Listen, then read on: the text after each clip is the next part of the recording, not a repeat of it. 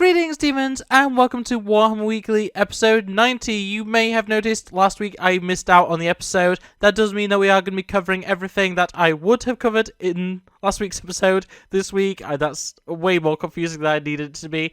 But yeah, we still don't have too much to talk about, but what we do have is excellent. So let's just get into it. No pickups this time around. Let's jump straight into the topics.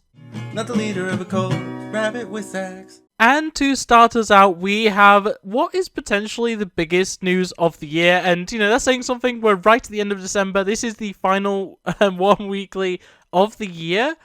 But we have the official reveal of Fulgrim, Demon Primarch of Slaanesh. And isn't he a beauty? Honestly, this is everything I could have imagined.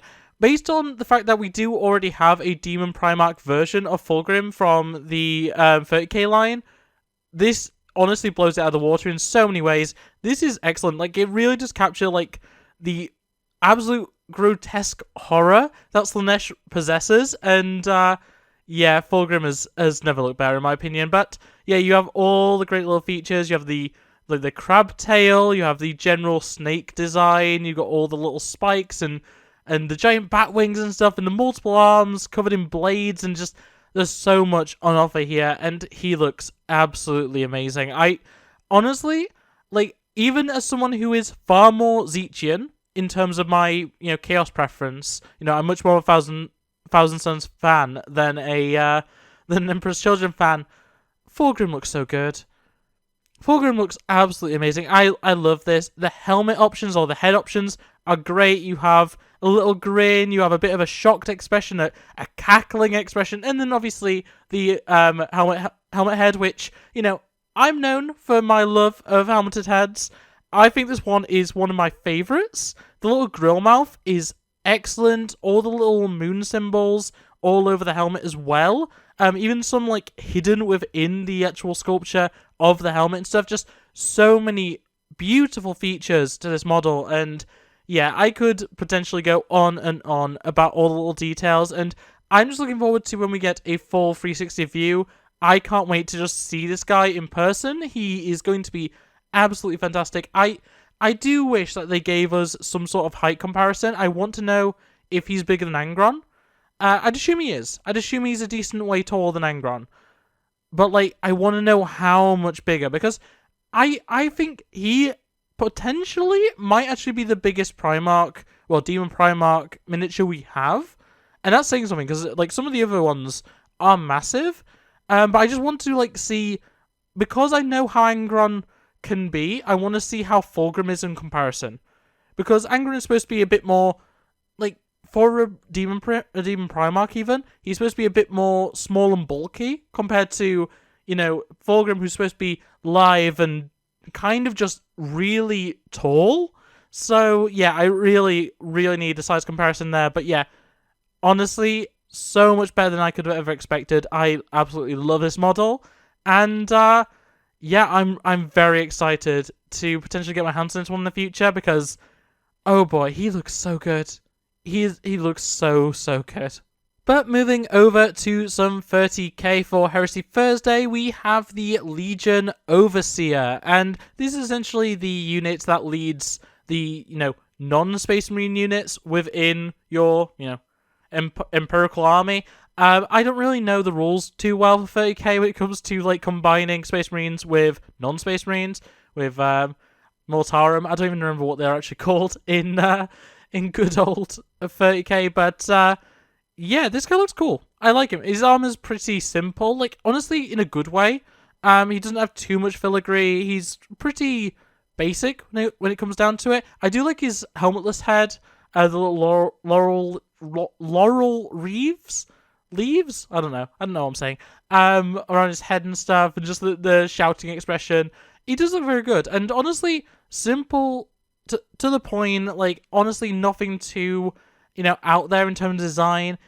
He's supposed to fit for both Loyalist and, I was going to say Chaos. That's not really accurate, but he's supposed to go for any faction, so any Legion that you play, you can throw this guy in. And honestly, yeah, he looks great. I like that he does have the beaky helmet. It's one of my preferred designs, and that also has the laurel Laurel Reeves, I don't know, on it as well, along with the big fan, the big brush. This guy definitely, like, despite being painted, I don't even know what he's being painted as, actually. I was going to say as an Imperial Fist, but I don't really know if that's accurate, really. He does look like he looks like a blueberry. You know what I mean? Like, in terms of overall design, like, the exact language that they're using for him is very, very blueberry. And I don't know. There's something about that I kind of appreciate that they haven't painted it blue. But yeah, overall, like, very, very cool model. And honestly, nothing too special, but also that's kind of nice. It's kind of nice to have something that is a little bit more subdued, a little bit laid back. And overall, I'm sure plenty of people are going to be enjoying this model. But flying over to Necromunda, we have the brand new Co-Iron Ministorum Delegation, which is a new support role that seemingly can be ran with any of the various gangs. Looks pretty interesting overall. You get 3 models included, 2 guard types, along with the actual Ministorum individual. I can't remember what their actual title is. Officer? Is it Ministorum officer? But yeah, Ministorum, they basically deal with keeping laws and orders like in line, which, you know, is a little bit difficult in a place like Necromunda.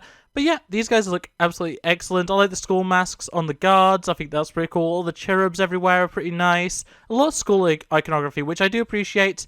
Obviously, you've even got like the Imperium / kind of Inquisitorial. I know it is for the Ministorum, but you know what I mean. Sort of signia above the chair, but above the throne. Overall, it's an interesting set of models. I don't really have much to say about them. They definitely look cool.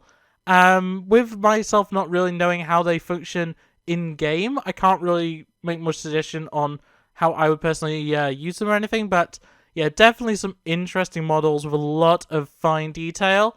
And overall, like, if you are someone that needs this sort of unit in your gang, it's not bad. So pretty cool overall. Don't have much to say about it, unfortunately, but yeah, there we go. That is the Ministorum Delegation.